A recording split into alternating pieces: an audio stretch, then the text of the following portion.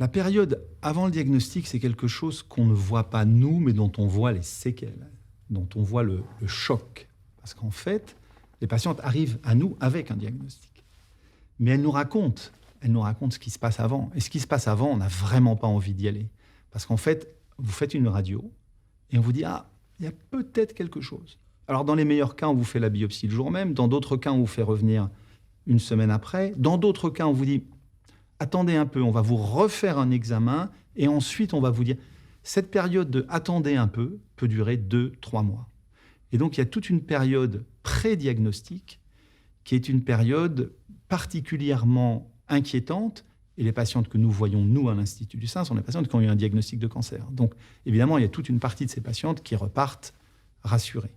Et donc, il y a eu une espèce de pression mise sous la casserole avec le couvercle à cocotte minute, et on voit des patientes qui arrivent avec ce passé de 2 mois où il y a des hésitations, on ne sait pas.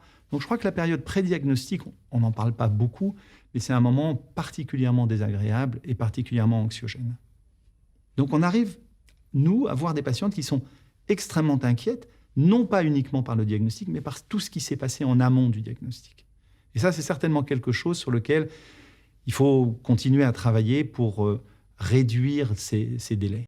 La consultation de premier contact avec le chirurgien, pour moi, c'est une consultation clé. C'est la consultation qui va contribuer à désamorcer une partie de l'angoisse qui est montée pendant les semaines qui précèdent.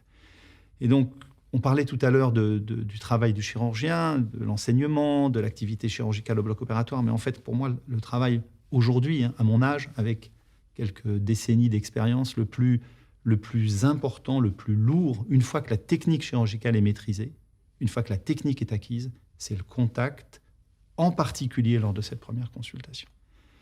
Je dis toujours à mes élèves que la patiente vient en consultation, elle a la mort sur les épaules, et physiquement, ça se sent au sens propre. Vous rentrez dans une salle de consultation, la patiente vous rejoint, dans certains cas, elle a peur, elle transpire, et c'est une odeur très particulière d'angoisse de mort, qu'on reconnaît. Et je dis aux équipes qui travaillent avec nous, notre travail, une fois que la technique est maîtrisée, c'est qu'elle rentre avec la mort sur les épaules et qu'elle ressorte avec le sourire. Et ça peut prendre une demi-heure, ça peut prendre 1 heure. Toutes mes patientes se plaignent parce que je suis toujours en retard en consultation, donc c'est un running gag à l'Institut du Sein, je suis en retard en permanence. Mais tant que je sens la peur, je ne vais pas la laisser partir.